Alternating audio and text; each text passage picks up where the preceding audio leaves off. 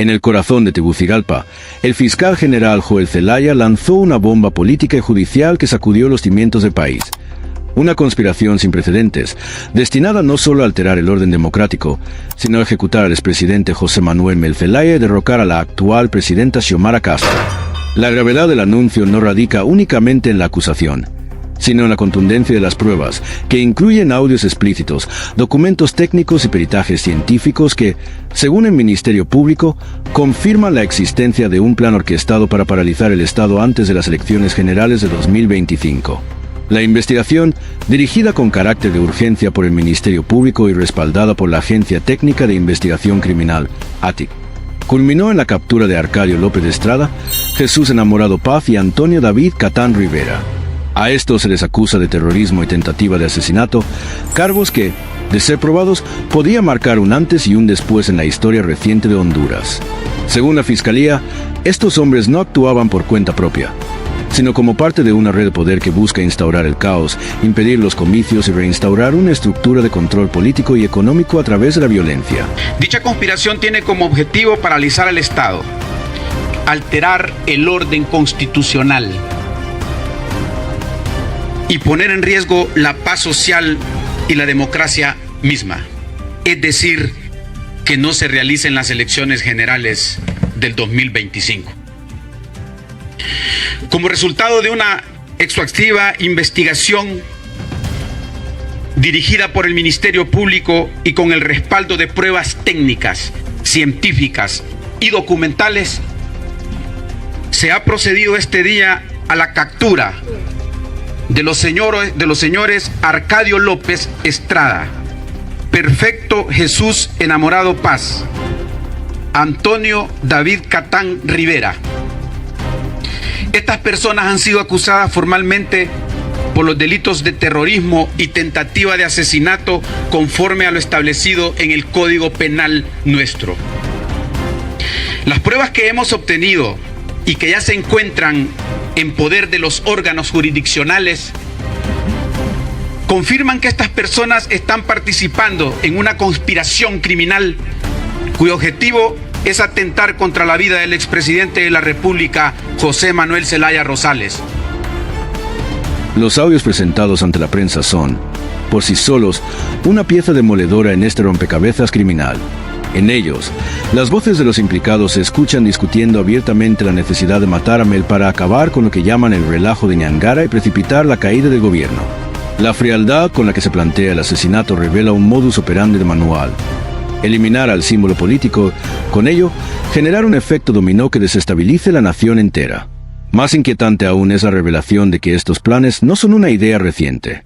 En los audios, uno de los conspiradores recuerda que en 2009, durante el golpe de Estado contra Zelaya, ya existía una orden de eliminarlo físicamente y lamenta que no se ejecutara.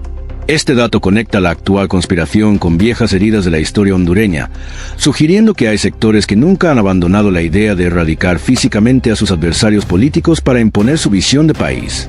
El objetivo final, según la Fiscalía, no se limita a un atentado personal. Se trata de un plan estructurado para colapsar el aparato gubernamental mediante paros nacionales, boicots económicos y acciones violentas coordinadas. Los conspiradores proponen cerrar el país por completo, estrangular la economía y forzar la caída del gobierno en un mes. La comparación con Venezuela, usada en los audios, no es casual. Se presenta como una advertencia para convencer empresarios y aliados de que actúen sin demora. En este escenario, el Ministerio Público asegura que no se trata de rumores ni motivaciones políticas disfrazadas. Las pruebas son irrefutables, enfatizó Zelaya, subrayando que la investigación seguirá su curso para identificar y procesar a otros implicados. El mensaje es claro. La Fiscalía no cederá a presiones ni permitirá que grupos criminales instrumentalicen las instituciones para sus propios fines. La revelación de estos audios y documentos no solo genera un terremoto político, sino que también plantea un reto monumental para la seguridad nacional. Si lo que dice el fiscal es cierto, el país enfrenta una amenaza coordinada que involucra sectores con poder económico, conexiones políticas y capacidad logística para ejecutar acciones de alto impacto. El riesgo no es hipotético. La historia reciente de Honduras demuestra que las conspiraciones armadas pueden materializarse en cuestión de días. Mientras tanto, la sociedad hondureña observa con atención y preocupación. Que el pueblo hondureño necesita seguridad y esa objetividad tiene que venir de ustedes y no hacer un show mediático, al contrario, hacer un trabajo exhaustivo en el cual nos pueda garantizar a los hondureños que tenemos un fiscal al servicio de la sociedad y no al servicio de una persona. Menciona específicamente Joel Zelaya que el Ministerio Público, respaldada por pruebas técnicas, científicas y documentales, permitió la captura de 3 personas. ¿Se está tomando acción inmediata ante esta denuncia que se realizó también? Además, ¿dónde quedan las otras denuncias que se han establecido por otras figuras políticas aún? Bueno, a eso vamos. No, yo solo hago referencia a que a nivel nacional hay cualquier cantidad de denuncias interpuestas en el Ministerio Público, pero en su año de administración ya no cuenta usted con 25 fiscales que le han renunciado, los han despedido, y más aún no vemos un proceso de contratación desde el 2018, que son centenares de fiscales que faltan. Entonces, ¿a qué le está apostando el Ministerio Público? Para algunos, estas revelaciones confirman la vulnerabilidad de la democracia frente a intereses oscuros. Para otros, despiertan el fantasma del pasado y el temor de que la violencia política vuelva a convertirse en el mecanismo de resolución de conflictos. Lo cierto es que, a partir de este momento, la seguridad de Mel Zelaya, de Xiomara Castro, del propio orden constitucional ha pasado a ser una cuestión de Estado. En una conferencia de prensa que estremeció Honduras, el fiscal general Joel Zelaya reveló la existencia de una conspiración macabra. Un plan cuidadosamente articulado para asesinar al expresidente José Manuel Mel Zelaya y provocar la caída anticipada de la presidenta Xiomara Castro. La denuncia, respaldada por pruebas técnicas, científicas y documentales, no es un mero rumor político. Es, según la Fiscalía, la radiografía de un intento coordinado de alterar violentamente el orden constitucional y sabotear las elecciones generales previstas para 2025. Las investigaciones, dirigidas por el Ministerio Público y ejecutadas con el apoyo de la ATIC, han conducido a la captura de Arcadio López Estrada, Jesús Enamorado Paz y Antonio David Catán Rivera. Los cargos en su contra, terrorismo y tentativa de asesinato, reflejan la gravedad de un caso sin precedentes en la historia reciente del país. Pero lo más inquietante es que estos no serían actores aislados, sino parte de una red con poder económico y político decidida a llevar a Honduras al borde del colapso. Los audios presentados por la Fiscalía son piezas clave del rompecabezas. En ellos, las voces de los acusados se escuchan frías y decididas, planteando matar a Mel como la solución inmediata para acabar con lo que llaman el relajo de Ñangara y derrocar al gobierno. Entre insultos y amenazas, detallan cómo cerrarían el país, paralizarían la economía y forzarían la caída del Ejecutivo en apenas un mes. El lenguaje directo y descarnado de los conspiradores muestra que no se trata de simples opiniones políticas, sino de un plan de ejecución real. Un detalle histórico agrava el panorama. En estos mismos audios se menciona que, durante el golpe de Estado de 2009, ya existía una orden para eliminar físicamente a Zelaya, pero que no se cumplió. Esta referencia conecta el plan actual con viejas estructuras y resentimientos enquistados en sectores que nunca han renunciado a la violencia como herramienta política. La idea de acabar con el perro para acabar con la rabia resume la lógica letal de este grupo. El Ministerio Público insiste en que las pruebas son irrefutables y que no cederá ante críticas ni presiones.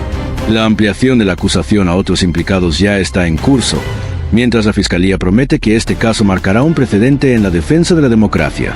Según Joel Zelaya, el país debe tener la certeza de que las instituciones están dispuestas a enfrentar al crimen organizado y a quienes buscan manipularlas para destruir el orden constitucional. Este caso no solo expone un intento de magnicidio, sino que desnuda la fragilidad de la democracia hondureña ante intereses oscuros. La amenaza es real, y su potencial impacto podría sumir a la nación en una crisis política y social de dimensiones impredecibles. Con un pasado marcado por golpes de Estado y conflictos armados, Honduras vuelve a enfrentar el dilema de proteger a sus líderes electos y preservar su institucionalidad o permitir que la violencia, una vez más, defina su destino. En los pasillos oscuros de la política latinoamericana, se teje una red peligrosa y silenciosa, la conexión directa entre el gobierno de Xiomara Castro, su esposo y operador político Manuel Mel Zelaya, y el régimen podrido del narcotraficante Nicolás Maduro, hoy requerido por la justicia de los Estados Unidos. Lo que durante años se susurró en voz baja, ahora resuena como un trueno. Las alianzas ideológicas se han convertido en pactos de conveniencia criminal. La pregunta es inevitable. ¿Hasta dónde llega el pacto de poder entre Tegucigalpa y Caracas? El matrimonio presidencial guarda silencio, un silencio que grita complicidad. Fuentes dentro del propio Ministerio Público han señalado que mientras se capturan a 3 supuestos implicados en un caso de terrorismo, se ignoran denuncias de mayor calibre que involucran a figuras políticas cercanas al poder. Todo parece una maniobra calculada, distraer a la opinión pública con un show mediático mientras las verdaderas tramas de corrupción se esconden bajo la alfombra. El gobierno de Xiomara Castro ha reiterado en múltiples ocasiones su respaldo al presidente venezolano Nicolás Maduro, incluso tras el anuncio de Estados Unidos de ofrecer a Elvira Salazar. Advirtieron que Honduras corre el riesgo de seguir el camino de Venezuela, citando el deterioro económico y la crisis democrática del país sudamericano. Y en Honduras, diversos sectores temen un debilitamiento de las relaciones comerciales con el principal socio estratégico del país. En las calles de Tegucigalpa, el murmullo es constante. Se habla de viajes discretos, reuniones a puerta cerrada y transferencias millonarias disfrazadas de cooperación internacional. Documentos confidenciales y testimonios filtrados apuntan a que parte de esos fondos fueron utilizados para campañas políticas en Honduras, asegurando así la permanencia de la pareja presidencial en el poder. Mientras tanto, el Ministerio Público parece actuar con una lentitud pasmosa en los casos que realmente podrían desenmascarar la red.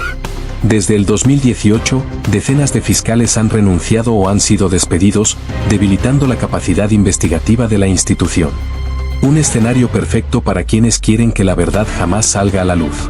Y en el centro de esta estrategia, según las acusaciones, estaría Joel Zelaya, fiscal señalado de actuar no como servidor de la sociedad, sino como un operador al servicio de operativos. Ahora, con Nicolás Maduro bajo la mira directa de Estados Unidos por crímenes de narcotráfico y corrupción, las alarmas se encienden en Honduras. ¿Qué pasará cuando caiga el régimen venezolano? Cuando se sabe que denuncias electorales graves, interpuestas desde marzo, duermen en los archivos del Ministerio Público. No hay citatorios. El anuncio de la Fiscalía General sobre la captura de conspiradores que supuestamente planeaban atentar contra el expresidente Manuel Zelaya y alterar las elecciones de 2025 generó críticas de expertos en seguridad y representantes de organizaciones civiles. Marcial Martínez, especialista en seguridad, cuestionó la forma en que se divulgó la información, señalando que en un año electoral las amenazas a exfuncionarios deberían manejarse con discreción y coordinación con los cuerpos de inteligencia. No hay por qué maximizarlo porque no ha sido el único funcionario que ha estado expuesto a este tipo de presiones, ¿verdad? La señora presidenta del Consejo Nacional Electoral estuvo expuesta a este tipo de amenazas. La doctora Ana Paola Hall estuvo expuesta a este tipo de amenazas y no se hizo ninguna investigación. Pero sale este tipo de amenazas, entonces sale a la luz pública. Entonces, de igual manera, este tipo de investigaciones para no crear una zozobra en la población en este año electoral se tienen que manejar de forma muy discreta. Representante no es un miembro de la oposición, es la fiscal la que acusa. El que estaba en ese cargo hace 4 años fue el que se llevó a Juan Orlando Hernández. Entonces, es grave la acusación porque está diciendo que este gobierno recibe dinero de Venezuela para que permita que la droga pase. Y eso es lo único que a mí me hace justificarles su actitud de vasallaje ante el gobierno de Maduro. Sin embargo, las pruebas técnicas, científicas y documentales que respaldan las acusaciones contra el círculo de Maduro podrían fácilmente extenderse a Tegucigalpa. Si el régimen de Maduro cae, caerá también un velo que durante años ha cubierto pactos secretos, favores pagados y compromisos inconfesables. Mel Zelaya lo sabe, Xiomara Castro también. Por eso, en cada discurso, evitan pronunciar ciertas palabras y se limitan a gestos ambiguos. La sombra de Caracas se cierne sobre Honduras. Cada día que pasa, el riesgo de que la tormenta cruce el Caribe y toque suelo catracho es más alto. La pregunta ya no es si habrá repercusiones, sino cuándo. Y cuando ese día llegue, los aliados de Maduro en Honduras tendrán que responder, no ante la prensa, no ante la opinión pública, sino ante los mismos tribunales que hoy tienen al dictador venezolano en la mira. Pero hay un elemento que pocos se atreven a mencionar, la estructura de financiamiento ilícito que une a Tegucigalpa con Caracas. Según exfuncionarios y testigos protegidos, parte del dinero que circula en las campañas políticas de Libre provendría de negocios oscuros manejados desde el corazón del régimen chavista, disfrazados como proyectos de cooperación y ayuda humanitaria. En ese esquema, Mel Zelaya no es un simple observador, es un operador clave. Sus viejas conexiones con la élite bolivariana le han permitido mantener canales abiertos para el intercambio de favores. Y ahora, con Maduro acorralado, esos canales podrían convertirse en su mayor amenaza. El pueblo hondureño, cansado de promesas rotas y discursos vacíos, empieza a preguntarse si el verdadero enemigo no está afuera, sino dentro del mismo palacio presidencial. Y mientras tanto, las calles se llenan de rumores sobre un inminente golpe judicial desde Estados Unidos, que podría arrastrar a figuras intocables del actual gobierno.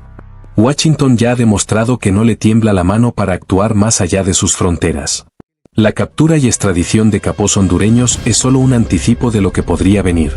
En los pasillos diplomáticos, se habla de que las investigaciones contra el régimen de Maduro podrían derivar en órdenes de captura para sus aliados estratégicos en Centroamérica. En este tablero de ajedrez internacional, Xiomara Castro y Mel Zelaya juegan una partida arriesgada. Si apuestan por proteger a Maduro, podrían hundirse con él. Si intentan desligarse, corren el riesgo de que el propio dictador revele secretos que los comprometan. Una trampa mortal sin salida clara. Lo cierto es que la cuenta regresiva ya comenzó. Los días del narcotraficante Nicolás Maduro están contados, y con su caída, podría llegar la hora más oscura para quienes en Honduras se atrevieron a sellar un pacto con el diablo. En las entrañas más oscuras de Honduras, un hombre se pronuncia en voz baja: el Porky. Para unos, el despiadado capo que dominó con puño de hierro las calles y las rutas del narcotráfico. Para otros, la pieza clave de una alianza secreta entre maras, carteles y figuras que se paseaban con corbata por los pasillos del poder. El Porky, identificado por las autoridades como Yulán Adonai Archaga Carías, alias Alexander Mendoza, no era un simple jefe pandillero. Era el arquitecto de un imperio criminal que combinaba la brutalidad de la MS-13 con la precisión logística de los carteles internacionales. Cocaína, fusiles de asalto y sangre, su trinidad del poder. En su expediente, se acumulan acusaciones de crímenes atroces, decenas de asesinatos ordenados a sangre fría, cargamentos enteros de cocaína enviados al norte, y un arsenal que parecía salido de un cuartel militar. El FBI lo incluye entre los 10 más buscados y ofrece hasta $5 millones por su cabeza. Pero lo más escalofriante es cómo su sombra se alargó hasta rozar el escritorio presidencial. Testigos y audios filtrados en el juicio de Juan Orlando Hernández en Nueva York mencionan a El Porky en conversaciones donde se hablaba de sobornos, protección policial y pactos con altos funcionarios. Interceptaron llamadas y audios del cabecilla de la MS-13, considerado por Estados Unidos como uno de los criminales más peligrosos del mundo y por quien ofrecen una recompensa de $5 millones, equivalente a más de 125 millones de lempiras. Entre las evidencias se incluyen grabaciones de voz donde el Porky da órdenes y coordina movimientos financieros con familiares. Le mandaron el dinero a Maritza, que ella lo saque y se lo pase al cipote. Venite aquí el día por el Naranjala. Aquí ya estamos con Blas. Avísame cómo hacemos, si mandamos a otro muchacho o qué. Según esas grabaciones, el Porky y sus hombres no solo movían droga, también movían votos, y en Honduras, el poder político y el narco parecían beber del mismo vaso. El exmandatario J.O.H., hoy condenado a 45 años, habría recibido aportes en efectivo para campañas a cambio de rutas seguras y favores impensables. Las calles ya conocían su nombre, pero fue el 13 de febrero de 2020 cuando el Porky entró en la leyenda negra. Un comando armado irrumpió en los tribunales del Progreso para rescatarlo. El operativo dejó 4 policías muertos y un mensaje claro: nadie estaba a salvo. Los vídeos de seguridad mostraron el infierno, ráfagas interminables de fusiles, hombres encapuchados y un escape cinematográfico. Desde ese día, el Porky se convirtió en el fantasma más buscado de Honduras, y en el socio más incómodo para quienes compartieron negocios con él. Lo que pocos se atreven a decir es que, detrás de esa fuga, se movieron manos invisibles. Fuentes ligadas a la investigación apuntan a que altos mandos policiales, algunos cercanos al círculo de JOH, facilitaron el operativo. La corrupción no solo abrió las puertas, encendió el motor de la huida. En 2015, interceptaciones de la DEA captaron conversaciones del Porky con otros líderes criminales, donde se hablaba de aportes a políticos, de contactos con el Tigre Bonilla y de vínculos con la familia Valle. Los nombres y montos eran tan grandes que parecían cifras de un presupuesto nacional. Muchacho, ok. Su voz se escuchó clara y no fue lo único que dijo. A raíz de la masacre en la Penitenciaría Nacional Femenina de Adaptación Social, cuando ocurrió el asesinato de 46 mujeres, se rastreó la ubicación de reclusas que podían tener conexiones a pandilleros de alto calibre, ubicando a la joven Diana Yanoris Archaga Núñez con el alias Abigail. Reza el informe. Esa privada de libertad es la hermana de El Porky. A través de ella, los agentes accedieron a contactos telefónicos, correos electrónicos y cuentas de redes sociales que llevaron a una dirección específica en Ciudad de Guatemala. La Policía Nacional de Honduras informó este domingo que investiga con autoridades colombianas la supuesta captura del Porky en una isla de Colombia. Hasta el momento no podemos confirmar la captura en el extranjero de alias Porquis. Sin embargo, nuestro personal de enlace con las autoridades de Colombia está verificando la veracidad de esta información, explicó Miguel Martínez Madrid, comisionado de la Policía Nacional. El funcionario destacó: reiteramos nuestro compromiso con la transparencia y la rigurosidad en nuestras declaraciones, por lo que no nos pronunciaremos oficialmente hasta contar con información verificada. En horas de la tarde-noche trascendió que en un operativo conjunto entre la DEA y autoridades del Reino Unido y fuerzas de seguridad locales fue capturado el hondureño Alexander Mendoza alias El Porky, de 45 años, en la isla de San Andrés, Colombia. Medios locales de la isla turística colombiana informaron sobre un operativo en el que habría sido apresado el líder de la MS-13 en Honduras, aunque Interpol y la Policía de Colombia no emitieron un informe oficial. Porky, quien se encontraba prófugo desde 2022, es buscado a nivel internacional debido a su implicación en el narcotráfico y tenía una circular roja emitida por Interpol. El testimonio más explosivo que circuló en medios hondureños aseguraba que JOH, en un momento de tensión, habría ordenado eliminar a El Porky para cerrar cabos sueltos. No se trataba de lealtad, era la guerra sucia entre socios que ya no confiaban el uno en el otro. El Porky conocía secretos que podían derrumbar imperios, rutas de cocaína hacia México, pagos directos a ministros y contratos sucios disfrazados de obras públicas. Su silencio valía millones, y su palabra podía mandar a prisión a toda una generación de políticos y capos. A pesar de los operativos, su captura sigue siendo un espejismo. Abril de 2025 trajo un rumor de su detención, pero el propio FBI salió a desmentirlo. El hombre más buscado de Honduras sigue libre, tal vez protegido por los mismos tentáculos que alguna vez ayudó a alimentar. Cada vez que la justicia se acerca, El Porky desaparece como humo. En barrios de San Pedro Sula y Tegucigalpa, se susurra que ha sido visto, pero nadie habla demasiado. En Honduras, mencionar su nombre puede significar una sentencia de muerte. El vínculo con JOH no es solo judicial, es simbólico.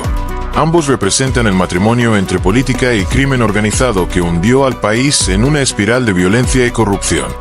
Uno está tras las rejas en Nueva York, el otro, aún libre, sigue siendo un fantasma armado. Para las familias de las víctimas, El Porky no es un mito, es la herida abierta de un estado capturado por mafias. Los asesinatos de policías, jueces y rivales no son números fríos, son historias truncadas por un poder que se cree intocable. Mientras tanto, la pregunta sigue flotando. ¿Dónde está El Porky? Tal vez escondido en las montañas, tal vez cruzando fronteras bajo otra identidad, o tal vez protegido en las sombras por quienes, alguna vez, se sentaron en el Palacio Presidencial. Lo único seguro es que, mientras él esté libre, el fantasma del narcoestado seguirá vivo en Honduras. En Honduras, El Porky no fue solo un jefe criminal, fue una figura que operó como un ministro invisible de seguridad para el crimen organizado. Su capacidad de movilizar hombres, armas y cargamentos sin ser detectado por la policía es una prueba de que el narco había infiltrado profundamente las instituciones. La línea que separaba a un capo de un político poderoso era prácticamente inexistente. El vínculo entre el Porky y el círculo de JOH revela la naturaleza transaccional de la política hondureña bajo la sombra del narco. Testimonios y audios señalan que los pactos no eran ideológicos, sino de conveniencia, rutas de droga a cambio de votos y protección judicial. Esto explica por qué, aun siendo el criminal más buscado, el Porky pudo moverse durante años como un intocable. El rescate armado de 2020 no fue solo una operación de escape, fue un mensaje al país. La justicia no puede encarcelar a quien está protegido por un sistema corrupto. La logística, la coordinación y el despliegue de armas pesadas mostraron que el Porky tenía respaldo no solo criminal, sino también institucional. El rumor de que JOH habría ordenado eliminar a el Porky responde a una lógica de supervivencia criminal. Cuando un socio conoce demasiados secretos, deja de ser un aliado y se convierte en una amenaza. Esto sugiere que las relaciones dentro del narcoestado hondureño eran inestables, regidas por la traición y el miedo constante. Aunque esté prófugo, el Porky sigue marcando la narrativa de violencia en Honduras. Su historia es usada por autoridades y medios para ejemplificar la profundidad de la crisis de seguridad, pero también es un recordatorio incómodo de cómo el Estado permitió que un capo alcanzara tal nivel de poder. Mientras el Porky siga libre, las redes que ayudó a construir pueden reactivarse o mutar. El FBI puede ofrecer millones, pero la protección interna que recibe podría mantenerlo invisible por años. Su captura sería un golpe simbólico contra el narcoestado. Su libertad, en cambio, es la prueba viviente de que la impunidad sigue reinando.